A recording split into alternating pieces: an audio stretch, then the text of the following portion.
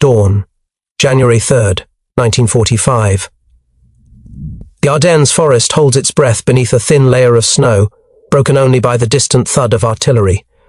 American gunners of the 2nd Battalion, 320th Field Artillery line a ridge near Neuville. Their faces are pale from the cold, their breaths drifting into the frozen air. German shells have been walking closer for hours, guided by spotters hidden somewhere beyond the tree line. Every man knows the next salvo could find them. A gun crew loads another 105mm round. The sergeant gives a quiet order. The shell arcs upward, vanishing into the grey sky. Then, mid-air, its nose senses the reflected radio waves around it. The fuse triggers at the exact height engineers calculated months earlier in distant American laboratories. It detonates not on impact but in the air above the German infantry pushing through the tree line. The blast sends a cloud of shrapnel downward like steel rain. The men on the ridge hear the explosion, then a sudden halt in the enemy's advance. They do not yet know it, but they've just witnessed one of the most underappreciated American technologies of the war at work. When the United States entered World War II in December 1941, it stepped into a battlefield already reshaped by rapid technological escalation. Europe had become a proving ground for new forms of mechanized warfare, blitzkrieg assaults, integrated air operations, armored breakthroughs, and devastating artillery concentrations. Yet beneath these headline developments ran another layer of innovation, quiet, technical, and often overshadowed. It was in this layer that American engineers would soon make their most transformative, but least celebrated, contributions. The early months of US mobilization exposed stark gaps. American radar systems lagged behind British chain home structures. Anti-aircraft units still relied on mechanical fuses inherited from World War I. Ammunition plants struggled to produce shells with the precision needed for high-altitude air defense. Communications gear varied between units. Even logistical reporting depended on paper trails vulnerable to delays and inconsistencies. The US military was large, but its technological foundation was uneven. Across the country, laboratories and factories began working at a pace rarely seen in American industrial history. The National Defense Research Committee, later the Office of Scientific Research and Development, pulled physicists, chemists, mathematicians, and engineers into unified wartime programs. Facilities like the MIT Radiation Laboratory, Bell Telephone Laboratories, Caltech, the Naval Research Laboratory, and the Army's Ballistic Research Laboratory launched parallel projects aimed at upgrading the tools soldiers carried into battle. Most of these programs operated in secrecy. Many would remain obscure long after the war ended. The pressures shaping their work, were relentless. In the Pacific, American troops faced entrenched Japanese positions fortified by geography and determination. Dense jungles masked enemy movements and rendered conventional reconnaissance unreliable. Naval commanders needed systems that could detect aircraft and submarines in adverse weather. Pilots needed instruments that could operate through clouds, darkness, and smoke. Infantry needed radios that were lighter, clearer, and less vulnerable to interference. In Europe, the challenge was different, breaking the layered defenses of the Wehrmacht, countering V1 and V2 attacks, and neutralizing artillery networks capable of catastrophic damage. By 1943, American industry had undergone a complete transformation. Assembly lines once producing refrigerators and automobiles now delivered radios, radar components, optical sights, and precision-machined fuses. The scale was unprecedented. The US produced more electronics during the war than the rest of the world combined. This industrial surge provided the foundation for technologies that would never command headlines, yet played decisive roles in critical engagements. Among these innovations stood the proximity fuse, arguably the most significant and least understood wartime advancement. Its development required combining vacuum tube miniaturization, radio engineering, and ruggedization far beyond civilian standards. The fuse had to survive forces exceeding 20,000 G upon firing, operate in all weather, and detonate at precisely the right altitude. Thousands of failures preceded its first successes. Test ranges in New Jersey, Maryland, and New Mexico became littered with shattered prototypes. Yet engineers persisted, knowing that solving this problem could change air defense forever. Other projects followed similar paths. Lightweight CR series radios replaced older models and enhanced unit coordination. LoRaN navigation extended operational reach across the Atlantic and Pacific. Microwave radar systems emerged from the MIT Rad Lab and dramatically expanded detection ranges at sea and in the air. Gyro-stabilized bomb sights, improved artillery plotting devices, and automatic aircraft recognition tools each played their part. None carried the glamour of tanks or bombers, but each quietly shifted tactical possibilities. The US Army and Navy began integrating these systems into field formations throughout 1944. Their effects multiplied as operations grew in size and complexity. In the Solomon Islands, radar-guided intercepts stopped Japanese bombers before they reached American ships. In Italy, portable radios allowed infantry platoons to coordinate artillery fire with unprecedented speed. During the Normandy campaign, radar beacons guided aircraft through dense cloud cover, enabling bombing runs and supply drops that would have been impossible otherwise. These seemingly modest technologies generated cumulative advantages. They closed gaps that had previously cost lives. They accelerated decision cycles. They reduced uncertainty for commanders facing fast-changing conditions. And most importantly, they empowered frontline troops with tools that amplified their effectiveness, regardless of terrain, weather, or enemy tactics. As 1944 turned into 1945, these underappreciated technologies became inseparable from American operations across both major theaters.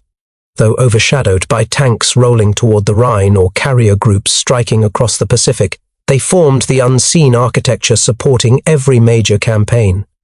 They shaped outcomes not through spectacle, but through reliability, precision, and incremental superiority.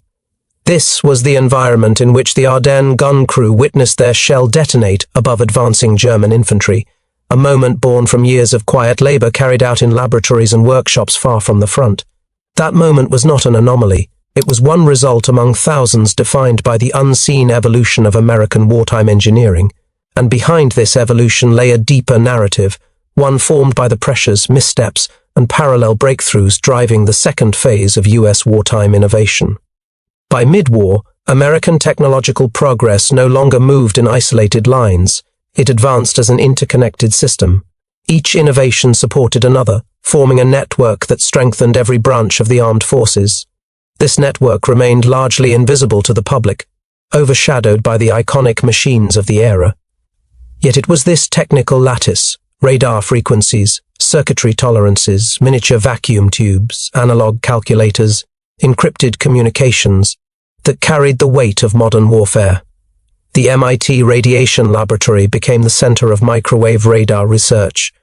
Its teams, working around the clock in cramped corridors and windowless rooms, produced dozens of operational systems in under 4 years. The SCR-584 radar emerged from this pressure. Mounted on a rotating dish and equipped with automatic tracking, it turned anti-aircraft defense into a precise science. Operators could lock onto incoming aircraft, feed data directly into fire control computers, and guide guns with a level of accuracy unimaginable in 1939. The public saw only the gun batteries. The operators knew the real advantage came from the electronics humming beneath tarpaulins. In parallel, naval research drove advances in surface search radar. The SG radar set gave destroyers and cruisers the ability to detect ships in poor visibility, a decisive advantage in the Pacific where weather, smoke, and night operations were constant obstacles. Commanders in the Solomon Islands relied on SG returns to navigate narrow channels, detect Japanese movements, and coordinate complex maneuvers during night battles that once vored the Imperial Navy. The technology erased the enemy's long-standing edge in optical night fighting. Communication equipment followed the same trajectory. Early in the war, infantry radios were heavy, inconsistent, and prone to failure under humidity or rough handling. By 1944, the US fielded the SCR-300 walkie-talkie, a backpack radio using frequency-modulated transmission for clearer, more stable communication. Its shorter-range counterpart, the handheld SCR-536, became a standard tool for platoon leaders. These radios enabled real-time coordination between infantry, armor, artillery, and air support. They reduced the time between spotting a threat and directing fire against it. They allowed dispersed units to move with confidence through unfamiliar terrain. No single engagement made them famous, but countless engagements depended on them. Alongside communication equipment came navigation systems that reshaped the scale of operations. Lauren chains extended across oceans, giving aircraft and ships reliable long-range position fixes. Pilots flying supply routes to Europe or strike missions deep into the Pacific could now maintain course through storms or darkness. Naval task forces operating thousands of miles from land used LORAN to coordinate movements with precision. What had once required skilled dead reckoning now became a matter of reading synchronized pulses on an instrument display. Supporting these systems were advances in analog computing. Fire control directors, bomb sights, and artillery plotting machines transformed raw measurements into firing solutions. Devices like the M7 Director or the Norden bomb sight use gyroscopes, gears, cams, and electrical servos to solve complex equations in real time. They compensated for wind, aircraft motion, target velocity, and altitude. Their internal mechanisms demanded machining tolerances measured in thousandths of an inch. Thousands of workers, toolmakers, machinists, inspectors, ensured each component met rigid standards. Their labor rarely received recognition, but without it, no calculation would have been accurate. These technologies converged in the field. Artillery units paired SCR 584 radars with proximity fuses to create lethal defensive barriers against aircraft and infantry. Naval task groups used SG radar, improved sonar gear, and coordinated radio networks to track submarines, intercept surface forces, and defend carriers. Armored divisions employed FM radios and fire control computers to synchronize breakthrough operations. Air forces relied on navigation beacons, automatic direction finders, and refined bomb sights to execute strategic bombing with increasing precision. What tied these systems together was reliability. American engineers built equipment that could survive heat, cold, shock, moisture, and the unpredictable strain of combat. They designed rugged vacuum tubes that operated after exposure to vibration and acceleration. They tested components under extreme conditions until failure rates dropped to acceptable levels. This emphasis on durability created a technological baseline that soldiers trusted. A radar that worked at sea in a storm, a radio that transmitted through interference, or a fuse that detonated exactly when needed, all provided psychological confidence beyond their physical function. By late 1944, the cumulative effect was clear. American forces possessed an unseen infrastructure that extended vision, amplified firepower, and stabilized command under chaotic conditions. These tools did not dominate headlines, but they shaped outcomes in Sicily, Normandy, the Philippines, and the Ardennes. They formed the silent architecture behind advancing lines and expanding supply corridors. They allowed vast, complex operations to function as coherent systems rather than improvised movements. This was the world in which underappreciated American technology influenced every front, preparing the ground for the tactical and human angles that defined its impact. For the men who operated them, these technologies were more than mechanical tools. They were lifelines. A radar operator crouched behind a rotating dish in Normandy, fingers poised on dials and switches, knew that the precision of his readings could prevent an entire enemy squadron from breaking through a defensive perimeter. Soldiers carrying SCR 300 radios through the dense Pacific jungle could relay critical intelligence between patrols and artillery, often under fire, and witness immediate effects as shells struck their target with uncanny accuracy. The men and women who built, tested, and deployed these systems experienced a unique duality, pride in their technical mastery and constant awareness of the stakes. Every calibration, every radio check, every adjustment mattered. Failures could cost lives, successes could shift the momentum of a firefight. Unlike tanks or aircraft, the operators rarely received public recognition. Their heroism was measured in silence, in calculated precision, and in the reliability of machines that worked when the battle demanded it most. From a tactical perspective, underappreciated American technologies fundamentally altered how engagements were fought. Artillery units employing proximity-fused shells could neutralize enemy infantry assaults before they reached defensive lines. Anti-aircraft units, guided by radar and automated directors, inflicted losses on aircraft formations that had once flown with near impunity. In naval theaters, the integration of SG radar allowed task forces to anticipate enemy movements, positioning destroyers to intercept submarines or surface vessels at night, operations that would have been impossible relying solely on human sight. These advancements compressed reaction times and extended OP, rational awareness, providing commanders with a decisive edge. Smaller units could achieve effects disproportionate to their size, while large formations moved with a coherence previously unattainable. In essence, these tools transformed the battlefield from a chaotic space of chance and error into a controlled environment where the US could apply force with precision and predictability. Technological ingenuity underpinned every advantage. The proximity fuse combined miniaturized radio transmitters with shock-resistant components, a feat of engineering that had no precedent. Gyro-stabilized instruments, whether in bomb sights or fire control systems, translated complex calculations into tangible, real-time outputs, dramatically increasing accuracy. Portable radios relied on innovations in frequency modulation to overcome interference and maintain clarity across rugged terrain. Microwave and long-wave radar systems extended detection ranges far beyond human capability, allowing US forces to detect threats hours or miles in advance. Each of these inventions required interdisciplinary collaboration. Physicists, mathematicians, engineers, and field technicians converging to solve challenges that bridged theory and practical application. What made them remarkable was not any single breakthrough, but the systematic integration of multiple technological layers, producing effects that magnified across the battlefield. These three angles illustrate how human skill, tactical application, and technological design intersected to form the backbone of American military operations. Each component reinforced the others. Operators needed reliable machines, commanders required actionable data, and engineers iterated designs based on frontline performance. The result was a silent, often invisible advantage that American forces wielded consistently, yet which history has rarely highlighted in the shadow of tanks, planes, and dramatic offensives. Behind the deployment of these technologies stood a network of visionary and pragmatic leaders. Figures such as General George C. Marshall, Rear Admiral Harold G. Bowen, and Vannevar Bush understood that technological superiority could compensate for initial numerical or tactical disadvantages.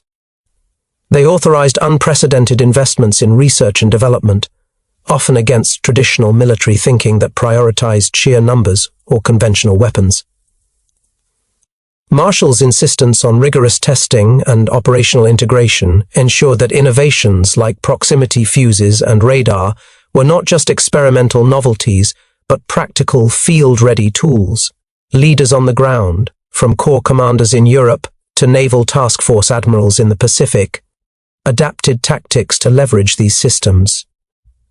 Their decisions often determined whether a technological advantage translated into battlefield success or wasted potential. Leadership was thus both enabler and multiplier, translating raw innovation into coordinated operational power. The Axis powers, though formidable, rarely anticipated the full impact of these underappreciated American technologies. German and Japanese forces often assumed that American artillery, radar, or communications were conventional and predictable. When proximity-fused shells began exploding above infantry, or when radar-guided flak disrupted Luftwaffe attacks, the psychological impact was profound. Commanders reported confusion among troops who had expected traditional artillery barrages. Japanese night attacks on US convoys were repeatedly thwarted by radar-directed fire, forcing adjustments that slowed operations and increased attrition. German reconnaissance often underestimated the range and accuracy of American systems, leading to miscalculations in troop movements and attack timing. The subtlety of these technologies meant that their effects were felt before they were fully understood by the enemy, producing a silent, cumulative advantage. Beyond tactical and technical considerations, these innovations carried moral and strategic implications. The ability to reduce friendly casualties through precision, whether by automated fire control or reliable communications, represented a shift in wartime ethics as well as effectiveness. Commanders could engage enemy forces more decisively, while minimizing exposure for their own troops. Strategically, these systems enabled operations that would have been impossible otherwise: coordinated amphibious landings, multi-pronged advances across open terrain, and sustained supply lines across the Pacific.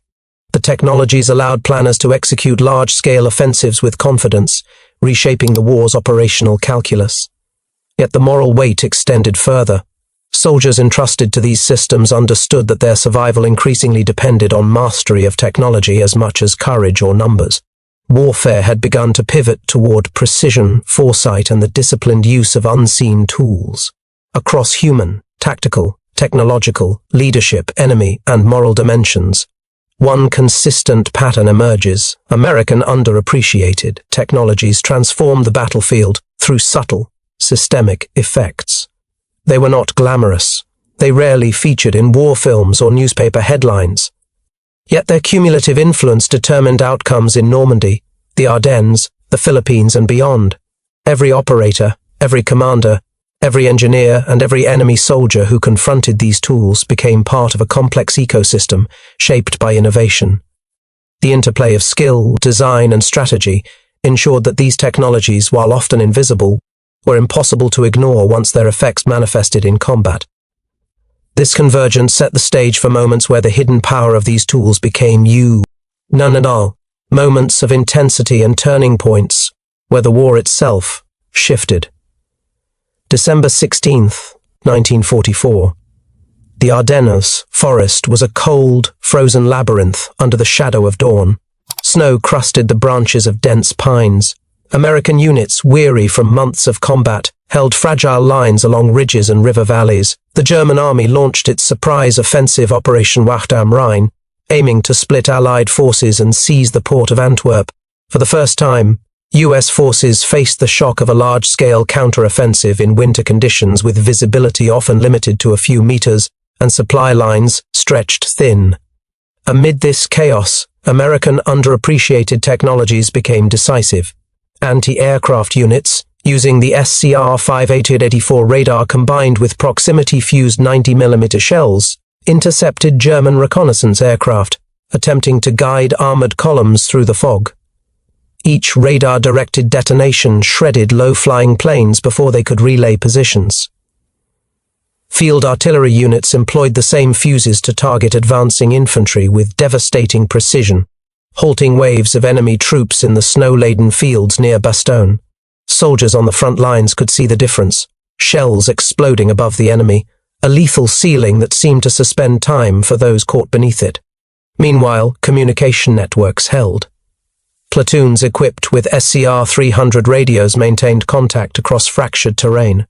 Artillery units received rapid-fire corrections from forward observers.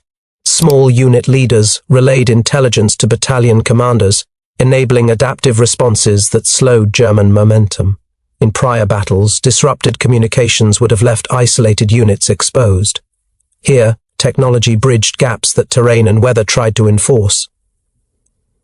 Commanders in the field recognized the strategic leverage.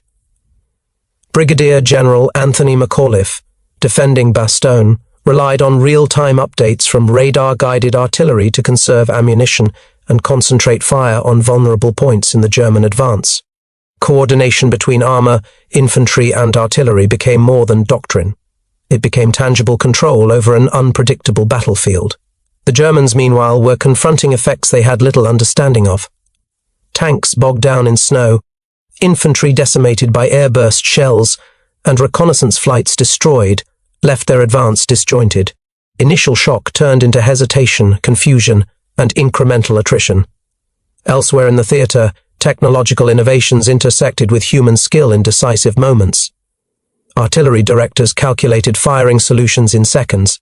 Gyro-stabilized sights ensured accuracy on moving targets, and operators adjusted radar arrays to compensate for shifting weather conditions. Soldiers reported a strange phenomenon. Despite overwhelming odds, American units seemed to anticipate German MOs. It was not luck. It was the invisible hand of technology functioning in real time, amplifying human decision-making under pressure. The Ardennes offensive demonstrated a critical principle.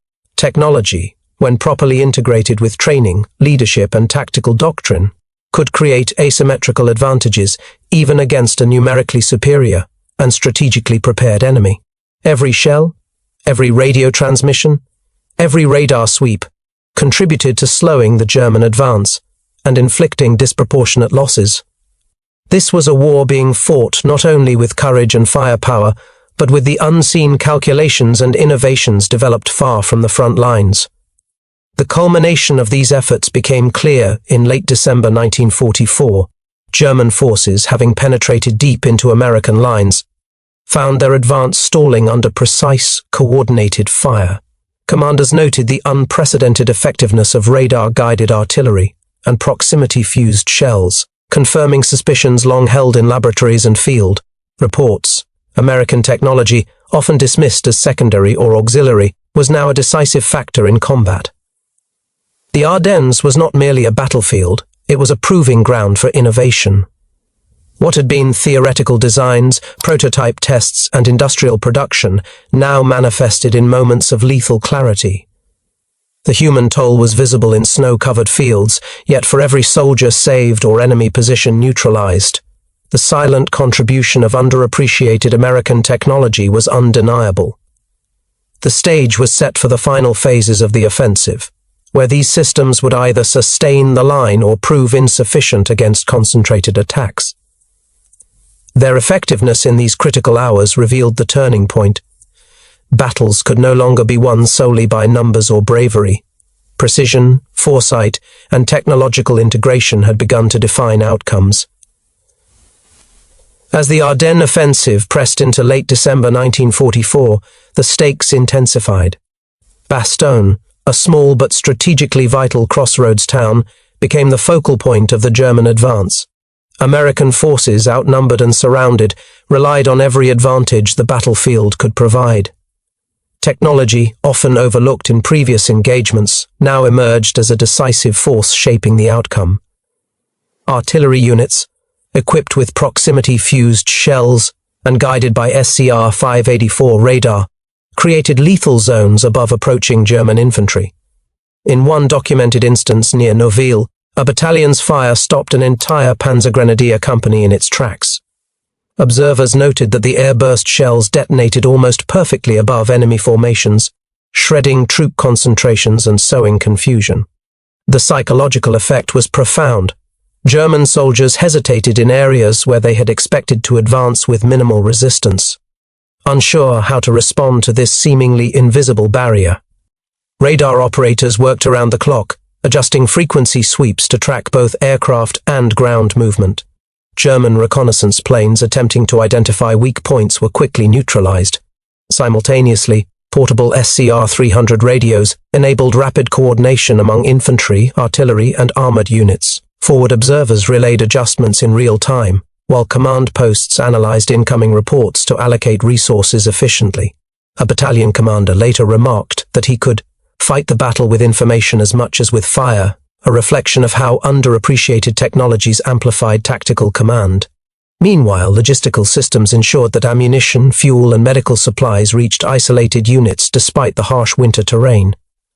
Lorraine navigation for aircraft allowed supply drops to Bastogne's surrounded garrison, ensuring that men had the essentials to hold the town. Medical units used portable radios to direct evacuation under intermittent fire, reducing casualties that would have otherwise overwhelmed field hospitals. Each of these systems functioned not as a single innovation but as an integrated network, multiplying the effectiveness of personnel and weaponry alike. German commanders were forced into reactive measures. Repeated attempts to penetrate the American lines met with precise counter-barrages, accurate air defense, and coordinated infantry resistance. Tanks became vulnerable in narrow roads and snowed-in passes, artillery fire disrupted formations, and supply lines strained under the cumulative effects of American technological oversight. Reports from the German High Command later acknowledged the unexpected lethality of U.S. artillery systems and the disruptive impact of coordinated communications, an implicit admission of how these underappreciated tools had shifted the operational balance. By December 26, the German offensive had lost momentum. American units, leveraging radar-guided fire, proximity fuses, effective communication, and logistical support, stabilized defensive positions. Bastogne held. The Ardennes offensive, intended as a decisive strike to fracture Allied lines, stalled and eventually reversed. Casualty reports and after-action assessments highlighted the unique role of technology. Airburst artillery had caused significant German losses, disrupted unit cohesion, and prevented breakthroughs that could have changed the course of the campaign. In the broader strategic context, these moments marked a shift in modern warfare. The Ardennes demonstrated that carefully integrated, under-recognized innovations could neutralize traditional advantages in numbers and surprise. What appeared at first as minor technical improvements, the fuses, radar sets, radios, and navigation aids, had, in concert, become force multipliers. Leaders at all levels acknowledged that such systems were no longer auxiliary, they were essential to operational success. The culmination of these factors crystallized in the psychological and tactical landscape of the battlefield. Soldiers experienced the tangible consequences of innovation, seeing enemy formations halted or diverted by mechanisms they did not fully understand. Commanders realized that their decisions, enhanced by real-time data and precise artillery, could achieve outcomes previously dependent on chance or brute force. For the first time in the Ardennes, the war demonstrated that unseen, underappreciated American technology could define not only individual engagements, but also broader operational momentum. The Ardennes would remain a testament to the quiet power of innovation, an arena where the combined weight of human skill, leadership, and technology reached a peak. The battlefield had become a proving ground for systems conceived far from the front lines, and the results were unmistakable. The Germans' surprise offensive was contained, their tactical initiative blunted, and the stage was set for the final Allied advances into Germany. The Battle of the Ardennes concluded in late January 1945, leaving a stark record of destruction, heroism, and the quiet triumph of underappreciated American technology. The German offensive, initially designed to split Allied forces and capture Antwerp, had failed. US forces held Bastogne and surrounding positions, largely due to the integration of innovative systems that had leveled the battlefield, despite harsh winter conditions and numerical disadvantages. Casualty figures underscore the battle's intensity. American forces suffered approximately 19,000 casualties, while German losses reached an estimated 80,000, including killed, wounded, and captured. Yet, these numbers only hint at the decisive role of technology. Proximity-fused artillery, radar-guided anti-aircraft systems, and coordinated radio communications had not only reduced friendly casualties, but also amplified combat effectiveness. Infantry and armored units were able to react to enemy movements with precision, artillery strikes landed where intended, and supply lines remained operational despite snowbound roads and disrupted transportation networks.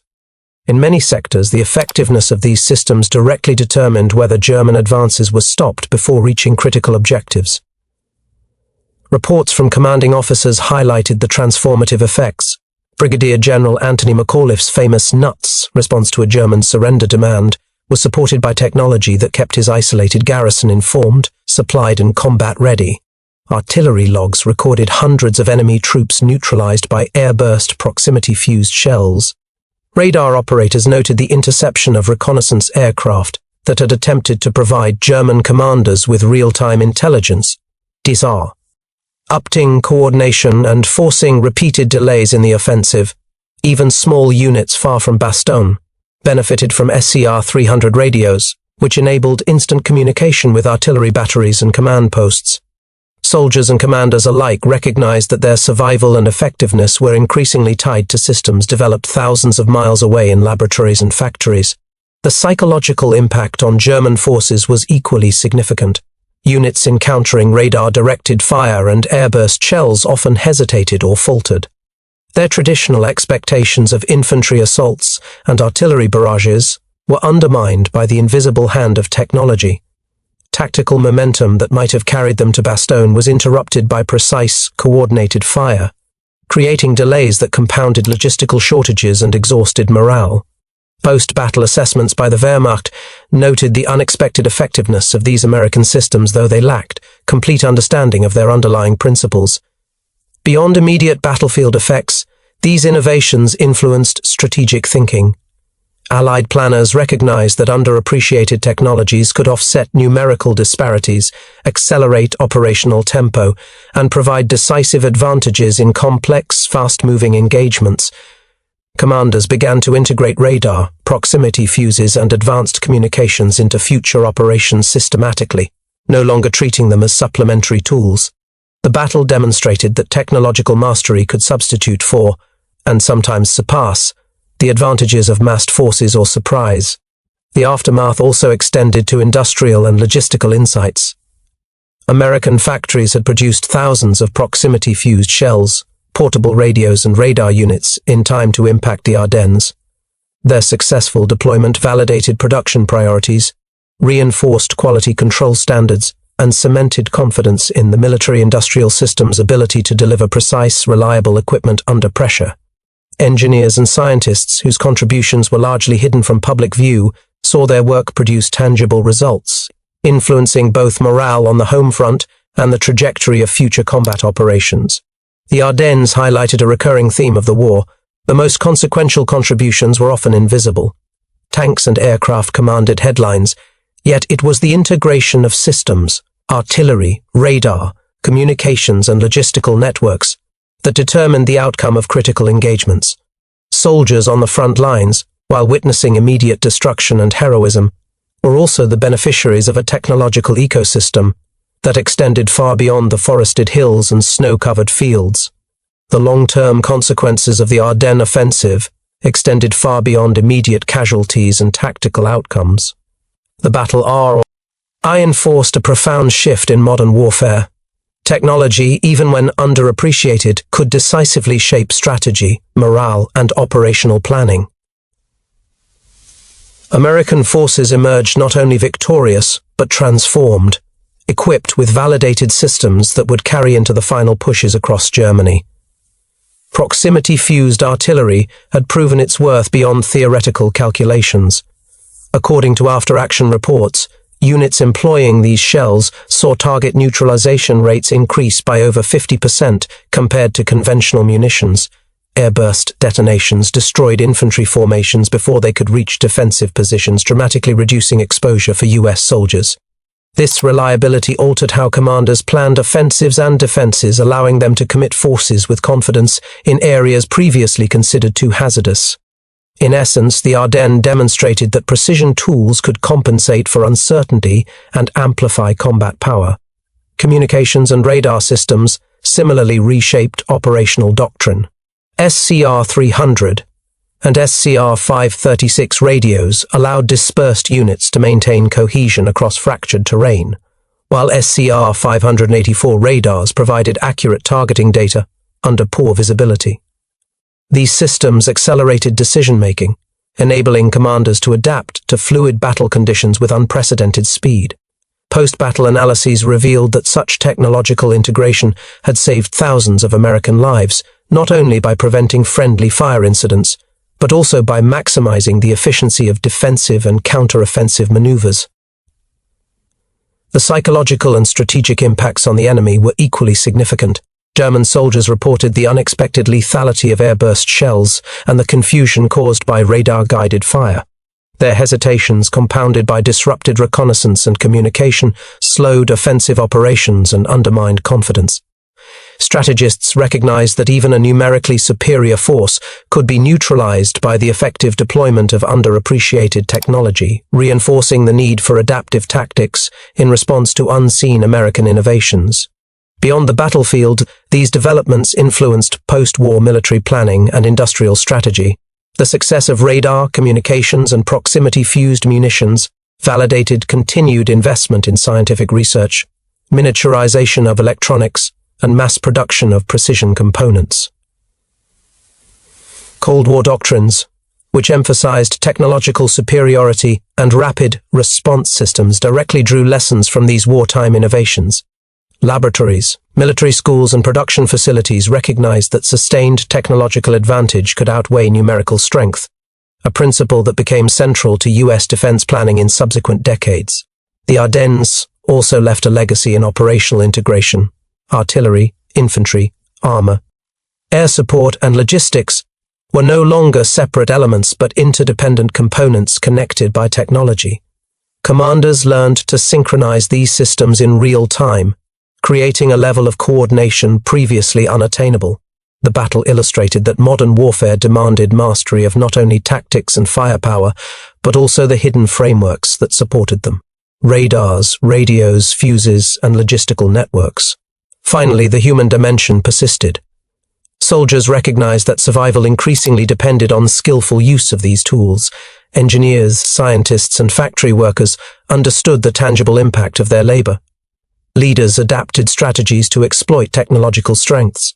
Together, these elements underscored a central truth. The war had shifted from being won solely by courage, numbers, or surprise to being shaped by innovation, precision, and integration. The Ardennes set the stage for the Allied advance into Germany, with American forces leveraging both conventional firepower and the subtle, underappreciated technologies that had proven decisive. The battlefield had revealed that innovation, once hidden or overlooked, could define the outcome of entire campaigns. The Ardennes offensive stands as a testament not only to courage under fire, but to the quiet power of innovation. Amid the snow, mud, and chaos of battle, American forces demonstrated that underappreciated technology could be as decisive as tanks, artillery, or massed infantry. Radar systems, proximity-fused shells, portable radios, and navigation aids were tools forged in laboratories and factories far from the front lines, yet their effects rippled across frozen forests, disrupted enemy formations, and preserved lives. They were the invisible hands shaping outcomes, translating preparation and ingenuity into battlefield reality. This episode reveals a broader truth about modern warfare. Victory increasingly depends on precision, coordination, and foresight. Soldiers could act decisively because their tools extended human senses and amplified decision-making. Commanders could maneuver with confidence because information flowed reliably across units. Engineers and scientists, whose names rarely appear in history books, enabled outcomes that once would have required sheer numbers or luck. The Ardennes demonstrated that technological mastery could transform strategy into reality, turning disadvantage into opportunity. Yet the human dimension remained central. No device, radar sweep, or airburst shell could function without trained operators, disciplined commanders, or responsive troops. Technology was a multiplier, not a replacement, for skill and courage. The battle underscored an enduring principle: innovation and human will must coexist to shape the course of history. The soldiers who saw the invisible mechanisms of war in action carried both awe and respect for the systems that had preserved them, even as they continued to face the brutality of combat. In retrospect, the Ardennes is emblematic of an often overlooked legacy of World War II, the unseen technologies that quietly defined success. Beyond the spectacle of tanks and aircraft, these innovations transformed tactics, strategy, and survival. They forged a new standard for warfare, one in which ingenuity and integration could determine outcomes as decisively as courage or numbers. The frozen forests of Belgium bore witness to the power of subtlety, precision, and foresight, a reminder that history is shaped not only by what is seen, but by what works silently, reliably, and effectively behind the front lines.